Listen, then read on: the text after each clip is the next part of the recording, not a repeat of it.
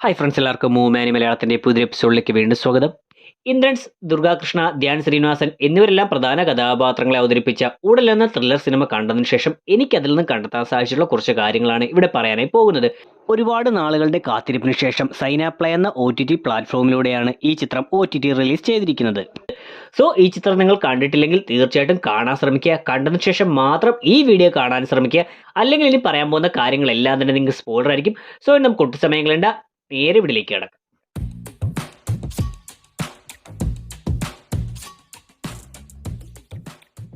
ചിത്രത്തിന്റെ ഉടൽ എന്ന പേര് കഥയ്ക്ക് വളരെ ആപ്റ്റാകുന്ന രീതിയിൽ തന്നെയാണ് ഇട്ടിരിക്കുന്നത്. കാരണം ഈ ഉടൽ എന്ന ചിത്രത്തിന്റെ ടാഗ് ലൈനായി ലവ് ആൻഡ് ലെസ്റ്റ് ഇൻസൈഡ് എന്ന് കൊടുത്തിട്ടുണ്ട്. സിനിമയിൽ ഇന്ദ്രൻസിന്റെ കുട്ടി അച്ചായൻ എന്ന കഥാപാത്രവും ഭാര്യയുമായിട്ടുള്ള പ്രണയം കാണിച്ചിട്ടുണ്ട്. അവിടെ ശരീരം തളർന്ന് സംസാരിക്കാൻ പോലും വയ്യാതെ കിടക്കുന്ന ഭാര്യയും കാഴ്ചക്കുറവും ആരോഗ്യക്കുറവുമുള്ള ഭർത്താവും തമ്മിലുള്ള പ്രണയത്തെ, സ്നേഹത്തെയാണ് കാണിക്കുന്നത്. ഇതിന്റെ നേരെ ഓപ്പോസിറ്റ് ആയിട്ടാണ് സെക്സിന് വേണ്ടി എന്തും ചെയ്യാൻ, ആരെയും ചതിക്കാൻ തയ്യാറാകുന്ന ആരോഗ്യവതിയായിട്ടുള്ള ഷൈനിയെയും കിരണിനെയും കാണിക്കുന്നത്. സോ അവിടെ ഇങ്ങനെ ഒരു ശരീരം അല്ലെങ്കിൽ ഒരുടൽ കാമത്തിനായി ആരെ ചതിക്കാൻ റെഡിയായി നടക്കുന്നതായി കാണിക്കുകയും അതുപോലെ തന്നെ മറ്റൊരു ഉടലിലൂടെ യഥാർത്ഥ പ്രണയത്തെയും കാണിച്ചു തരുന്നു. അങ്ങനെ എന്തുകൊണ്ടും ഉടലെന്ന ആ ചിത്രത്തിന്റെ പേര് വളരെ പെർഫെക്റ്റ് ആണെന്ന് തന്നെ കാണാം. 2. ചിത്രത്തിന്റെ തുടക്കം ഷൈനി കിരണിന് പീരിയഡ്സ് ആണെന്ന് അറിയിക്കാൻ പാഡിന്റെ ഫോട്ടോ എടുത്ത് അയക്കുന്നുണ്ട്. ആ സമയം വാട്സപ്പ് എടുത്ത് അതിനകത്തുകൂടി ക്യാമറ ഓപ്പൺ ചെയ്താണ് ഫോട്ടോ അയക്കുന്നത്. സോ ആ സീനിൽ ഷൈനി വാട്സപ്പിലൂടെ ഫോട്ടോ അയക്കാൻ ശ്രമിക്കുമ്പോൾ ഓൾറെഡി ഫോണിലെ ഗാലറിയിൽ ഇതുപോലെയുള്ള ആ പാഡിന്റെ 2-3 ഫോട്ടോകൾ എടുത്തിട്ടിരിക്കുന്നതായി കാണാം. ഒരു പക്ഷേ ആ ഫോട്ടോകൾ ഈ ഒരു സീൻ ഷൂട്ട് ചെയ്തപ്പോൾ, പലപ്പോഴായി ഷൂട്ട് ചെയ്തപ്പോൾ എടുത്തു വന്നിട്ടുള്ള ഫോട്ടോകളാകാം. എന്നിരുന്നാലും ആ ഫോട്ടോകൾ ഡിലീറ്റ് ആക്കാതെ നമ്മളെ കാണിച്ചതിലൂടെ എനിക്ക് തോന്നിയത് സിനിമയുടെ അവസാനം ഷൈനി ഇതുപോലെ മറ്റു പലരും ശാരീരിക ബന്ധത്തിൽ ഏർപ്പെടാറുണ്ട് എന്നത് വ്യക്തമാക്കുന്നുണ്ട്. സോ ഇവിടെ കാണിച്ച ആ ഫോട്ടോകൾ ഒരു പക്ഷേ ഷൈനി മറ്റു പലർക്കും ഇതുപോലെ പീരിയഡ്സിന്റെ കാര്യം അറിയിക്കാനോ മറ്റോ ആയി ഫോട്ടോകൾ അയച്ചിട്ടുണ്ട് എന്ന് സൂചിപ്പിക്കാൻ വേണ്ടിയാകാം. എന്നിട്ടും ഗാലറിയിൽ കിടക്കുന്ന ആ ഫോട്ടോ എടുത്ത് കിരണിന് അയക്കാതിരുന്നത് ഷൈനിക്ക് ഈ സമയം കിരണുമായിട്ട് മാത്രമേ ബന്ധമുള്ളൂ എന്ന് നമ്മളെ തോന്നിപ്പിക്കണം. എന്നാൽ മറ്റു പലർക്കും ഇതുപോലെ ഫോട്ടോകൾ അയച്ചിട്ടുണ്ട് എന്ന് നമ്മളെ മനസ്സിലാക്കി തരികയും വേണം.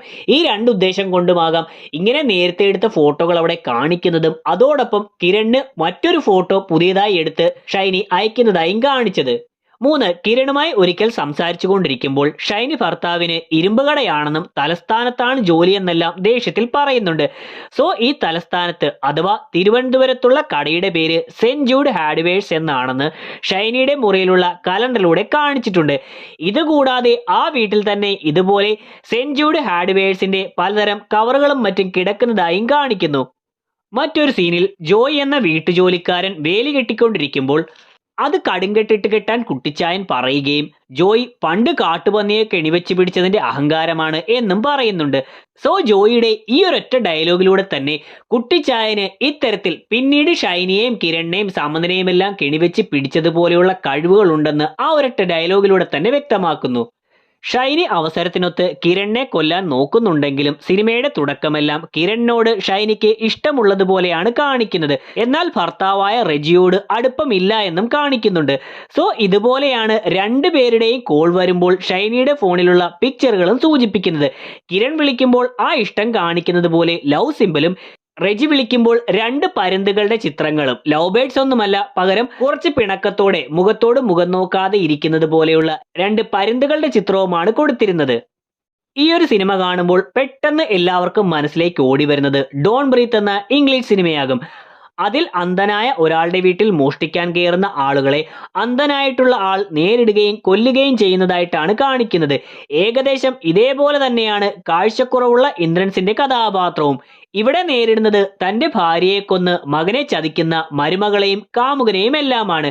സോ ഡോൺ ബ്രീത്ത് എന്ന സിനിമയുമായി ഈ ഒരു സിമിലാരിറ്റി ഉള്ളത് കൊണ്ടാകാം ഇന്റർവെൽ സീനിൽ സാധാരണ സിനിമകളെ പോലെ ഇന്റർവെൽ, ഇന്റർമിഷൻ, ഇടവേള, break before the bank, fasten your seat belt എന്നിങ്ങനെയുള്ള വരികളെല്ലാം ഒഴിവാക്കി പകരം ഡോൺ ബ്രീത്തിനെ സൂചിപ്പിക്കാൻ എന്ന വണ്ണം ടേക്ക് എ ബ്രത്ത് എന്ന ലൈൻ തന്നെ ഉപയോഗിച്ചത്.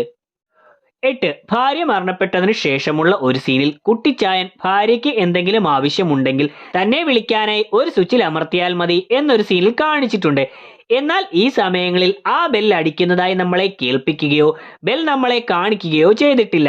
പതുക്കെ കൊണ്ടുവന്ന് കൊച്ചിതേ ഇങ്ങനെ മിടുക്കി.